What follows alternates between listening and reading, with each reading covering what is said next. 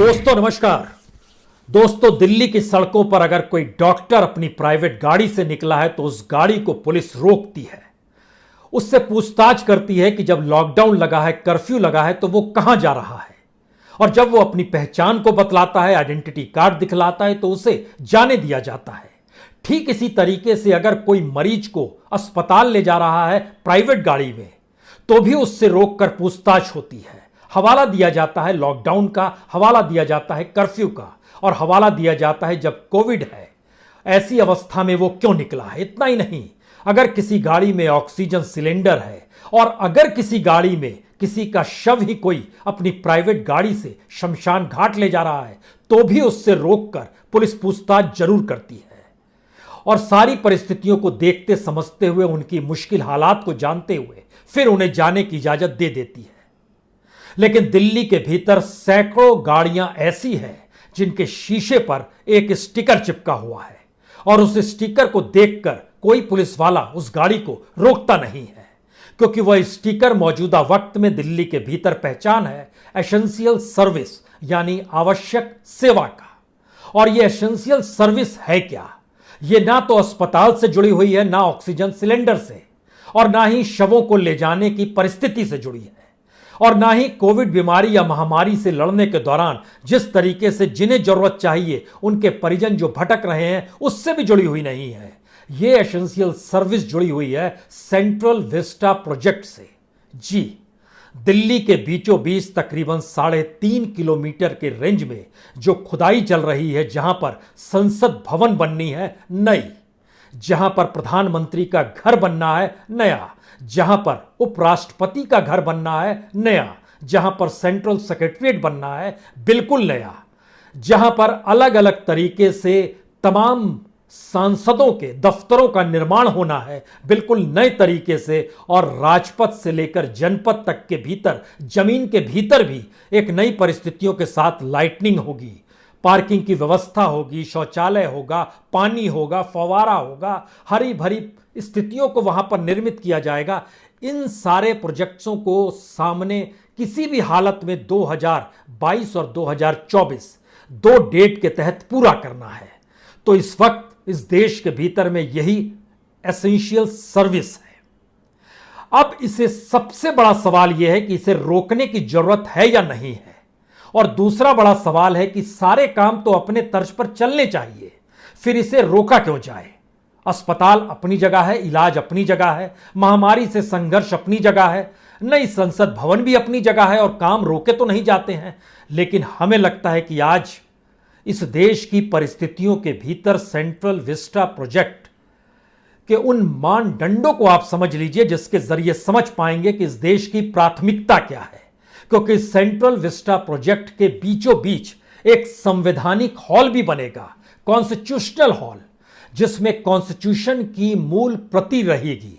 और इतना ही नहीं, उसमें भारत के लोकतांत्रिक और संवैधानिक विकास की पूरी यात्रा दिखाई जाएगी। और सही मायने में जो हालात इस वक्त दिल्ली के भीतर हैं, जो हालात देश के भीतर हैं, उसमें लगता कुछ ऐसा ही है कि संविधान अब किताब की बात हो गई, या किताब की बात की जा रही है, उसे उसमें तब्दील कर दिया गया, उसमें लिखे शब्दों का महत्व खत्म कर दिया गया है। वी द पीपुल शब्द गायब हो गया है, यानी नागरिक शब्द गायब होने के बाद लोकतंत्र कैसे चलता है, सेंट्रल विस्टा प्रोजेक्ट इसका जीता जागता प्रमाण है। इस देश के भीतर में आईएमए कहता है, यानी इंडियन मेडिकल एसोसिएशन कहता है, हवा के भीतर में वायरस चल रहा है। स्थिति इतनी नाजुक है कि घरों में भी आपको मास्क लगा के रहना होगा, लेकिन खुले हवा के भीतर में सेंट्रल विस्टा प्रोजेक्ट के तहत मजदूर काम कर सकते हैं। दिल्ली पुलिस इजाजत देती है 180 गाड़ियों की कि इन्हें कोई नहीं रोकेगा, और जब यह जानकारी उनसे पूछी जाती है कि आपने इजाजत क्यों दे दी, तो वह जानकारी देते हैं कि जो डिजास्टर मैनेजमेंट है उसके नियम कायदे कहते हैं कि अगर कोई निर्माण हो रहा है और निर्माण स्थल पे ही मजदूर रहता है तो फिर उसे रोका नहीं जा सकता है।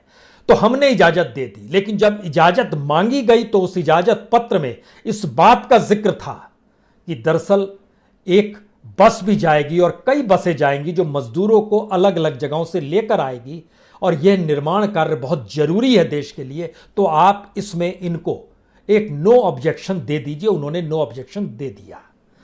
तो हमें लगता है कि आज सिलसिला कहां से शुरू किया जाए? क्या इस बात से शुरू किया जाए कि इस देश की प्राथमिकता क्या है, और इस देश की प्राथमिकता के भीतर में इस प्रोजेक्ट की शुरुआत 9,971 करोड़ से हुई थी। 971 करोड़ से बढ़ते बढ़ते यह शुरुआत में ही चीजों को आगे फरलांग दर फरलांग मारते चला गया।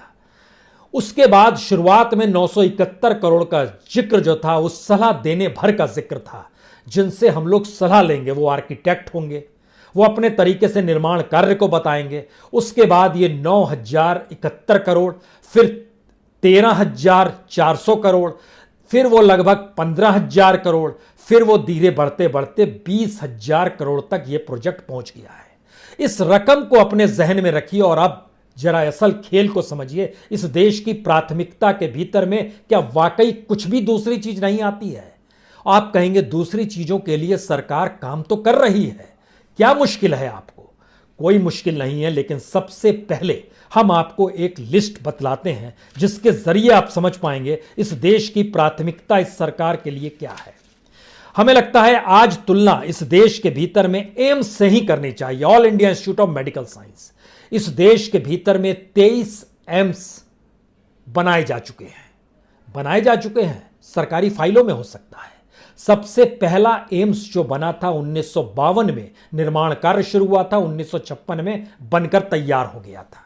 यह दिल्ली का एम्स है जो सही मायने में फुल फ्लेजेड आज काम करता है। प्रधानमंत्री हो, सांसद हो, जितने भी वीआईपी हो वहीं पर इलाज के लिए जाते हैं। उसके बाद से इस देश के भीतर में एम्स नहीं बना। अटल बिहारी वाजपेयी आए 2003, प्राचीर से, लाल किले के प्राचीर से उन्होंने 6 एम्स का ऐलान किया। 9 महीने के भीतर उनकी सत्ता चली गई और उन 6 एम्स को पूरा मनमोहन सिंह सरकार ने किया। 2012 तक दिल्ली के अलावे भोपाल में, भुवनेश्वर में, जोधपुर में, पटना में, रायपुर में, ऋषिकेश में एम्स बन गए। और उन्होंने एक एम्स रायबरेली का जिक्र किया जो 2009 में जिसका ऐलान किया गया। 2012-13 में वहां पर सोनिया गांधी ने जाकर फाउंडेशन स्टोन रखा, लेकिन वह एम्स भी आज तक पूरी तरीके से तैयार मोदी सरकार नहीं कर पाई। मोदी सरकार ने अपने कार्यकाल में 15 एम्स का ऐलान किया, उसमें से एक भी एम्स ऐसा नहीं है जो पूरा हो गया हो।